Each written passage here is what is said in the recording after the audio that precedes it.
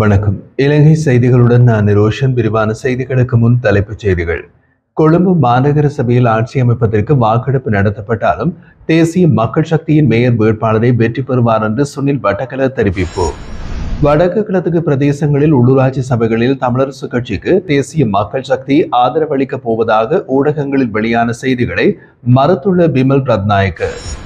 தமக்கு தேவையான கொள்கலன்களை தேர்ந்தெடுத்து விடுவிப்பதற்கான எந்த ஒரு அதிகாரமும் துறைமுக அமைச்சர் பிமல் ரத்நாயக்கவுக்கு இல்லை என்று தயாசிரி ஜெயசேகர் வலியுறுத்து. வடக்கு கிழக்கை அனைத்து இனங்களின் வாழ்விடம் என்று காட்டும் தமிழின் அடையாளங்களை மறைக்கும் வியூகங்களை கொழும்பு கட்டமைத்து வருவதாக அரசியல் ஆய்வாளர்கள் எச்சரிக்கை. தொடர்வது விரிவான செய்திகள். கொழும்பு மாநகர சபையில் ஆட்சி அமைப்பதற்கு தேவையான 11 உறுப்பினர்களை தவிர அதன் இரட்டிப்பிற்கும் அதிகமான சுயேட்சை உறுப்பினர்கள் தேசிய மக்கள் சக்திக்கு ஆதரவு வழங்கியுள்ளதாக பொதுமக்கள் பாதுகாப்பு பிரதியமைச்சர் சுனில் வட்டக்கல தெரிவித்துள்ளார்.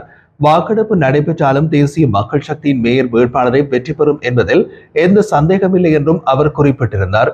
இந்த விடயம் உள்ளூராட்சி மன்ற தேர்தலில் தேசிய ஜனநாயக முன்னணியின் சார்பில் வெற்றி பெற்ற ஒரு உறுப்பினர் தேசிய மக்கள் சக்திக்கு தனது ஆதரவை வெளிப்படுத்திய நிகழ்வுக்கு பின்னர் இடம்பெற்ற ஊடகவியலாளர் சந்திப்பில் தெரிவிக்கப்பட்டது. அவர் மேலும் தெரிவித்ததாவது, கொழும்பில் தேசிய மக்கள் சக்தியை சேர்ந்த 48 உறுப்பினர்கள் வெற்றி பெற்றுள்ளார்கள். ஆட்சி அமைப்பதற்கு கூடுதல் 11 பேர் மட்டுமே தேவையான நிலையில் தற்போது அதற்கு மேலான சுயேட்சை உறுப்பினர்கள் எங்களுடன் இணைந்துள்ளனர். ஆனால் ஐக்கிய மக்கள் சக்திக்கு 29 பேர் மட்டுமே உள்ளனர். அவர்கள் ஆட்சி அமைக்க 30 முதல் கூடுதல் ஆதரவை பெற வேண்டிய நிலை உள்ளது. நாங்கள் எங்கள் மேயர் மற்றும் பிரதி மேயர் வேட்பாளர்களை தேர்தலுக்கு முன்பே அறிவித்திருந்தோம். ஐக்கிய மக்கள் சக்தியின் முதன்மை வேட்பாளர் தனது தொகுதியில் தோல்வி அடைந்துள்ளதால் தற்போது ரீசா சரூக் என்பவரை மேயர் வேட்பாளராக முன்வைத்துள்ளனர். இவருக்கு எதிராக லஞ்ச ஊழல் ஒழிப்பு ஆணைக்குழுவில் முறைப்பாடுகள் உள்ளது. ஊழல் குற்றச்சாட்டுகளுக்கு உட்பட்ட நபரை மேயர் வேட்பாளராக முன்வைப்பது ஏற்றுக்கொள்ள முடியாது என்றும் விமர்சித்தார். மேலும் கொழும்பு மாநகர சபை மற்றும் மாநகர சபைகளை விட மத்திய அரசுடன் அதிகமான நேரடி தொடர்புகளை கொண்டிருப்பதால் ஆட்சி அதிகாரம் ஆளும் கட்சியிடம் இருந்தாலேயே திட்டங்களை தடையின்றி செயல்படுத்த முடியும் என்றும் அவர் சுட்டிக்காட்டினார். அமைச்சர் பிமல் ரத்நாயக்க வடக்கு மற்றும் கிழக்கு பிரதேசங்களில் உள்ள உள்ளூராட்சி சபைகளில் இலங்கை தமிழரசு கட்சிக்கு தேசிய மக்கள் சக்தி ஆதரவளிக்கப் போவதாக ஊடகங்களில் வெளியான செய்திகளை திட்டவட்டமாக மறுத்துள்ளார். இது குறித்து அவர் தெரிவிக்கையில், வடக்கு மற்றும் கிழக்கில் உள்ள உள்ளூராட்சி சபைகளில் ஆட்சி அமைக்க இலங்கை தமிழரசு கட்சிக்கும் பிற எந்த கட்சிகளுக்கும் தேசிய மக்கள் சக்தி ஆதரவு வழங்காது. எமது கட்சி மக்களின் வாக்களிப்பினை மீறி எந்தவித நடவடிக்கையும் எடுக்காது. தமிழரசு கட்சி அதிக ஆசனங்களை பெற்றுள்ள நிலையில் அவர்கள்தான் ஆட்சி அமைக்க வேண்டும். அதேபோல் பிற கட்சிகள் அதிக ஆசனங்களை பெற்றுள்ள சபைகளில் அவர்கள் ஆட்சி அமைக்கலாம். இந்த செயல்முறையில் தேசிய மக்கள் சக்தியை தலையிடாது. மக்களின் மனதை குழப்பும் அவர்களின் தீர்மானத்தை அசைத்தறிக்கும் எந்த முயற்சியினையும் நாம் ஆதரிக்க மாட்டோம் என்று அவர் உறுதியாக தெரிவித்திருந்தார். வடக்கு மற்றும் கிழக்கில் மக்கள் வழங்கிய தீர்மானத்திற்குரிய மதிப்பளித்து அந்த பகுதிகளில் உள்ள உள்ளூராட்சி சபைகளை அமைப்பதில் தமிழ் கட்சிகள் முன்வர வேண்டும் என்று அமைச்சர் நலிந்த ஜாதிச தெரிவித்திருந்தார்.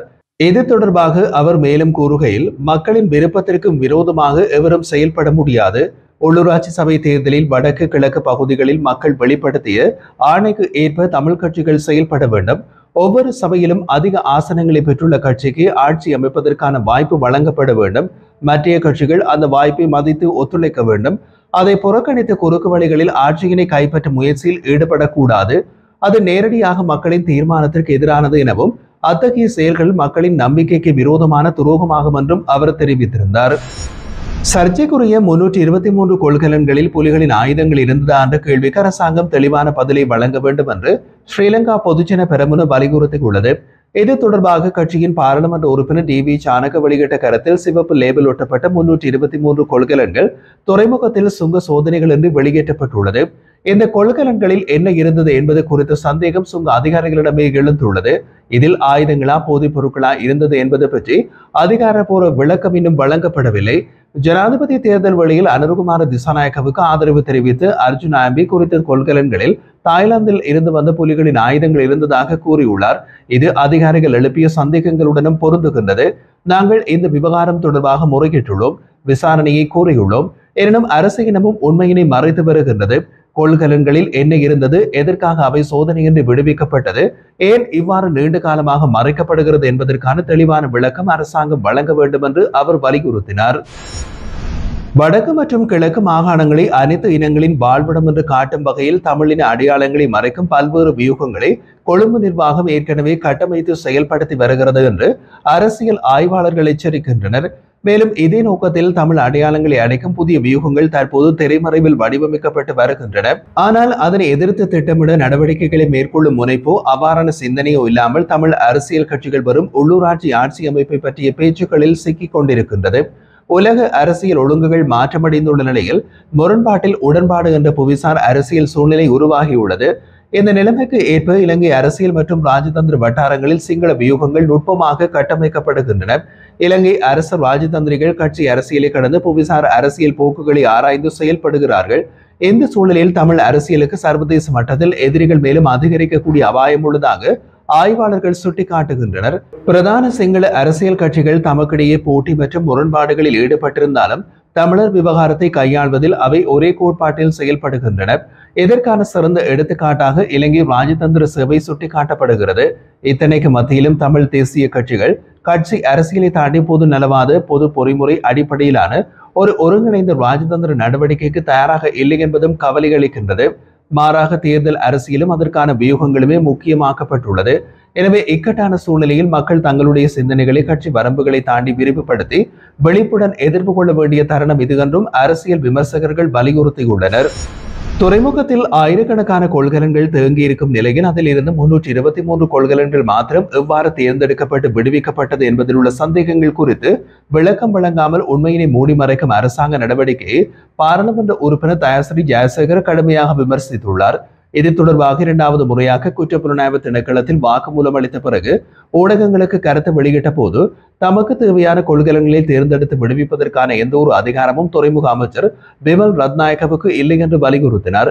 துறைமுகத்தில் ஏற்பட்ட நெருக்கடிகள் குறித்து அறிக்கை சமர்ப்பிக்க வேண்டிய குழுவுக்கு அமைச்சர் விமல் ரத்நாயக்க தலைமை வகித்திருந்த போதும் இதுவரை அமைச்சரவையில் எந்த ஒரு அறிக்கையும் சமர்ப்பிக்கப்படவில்லை. இதனால் விடுவிக்கப்பட்ட கொள்கலன்களில் இருந்தது என்ன, எதற்காக அவை தேர்ந்தெடுக்கப்பட்டன என்ற கேள்விகள் அனைத்துக்கும் பதிலில்லாதவையாகவே உள்ளது.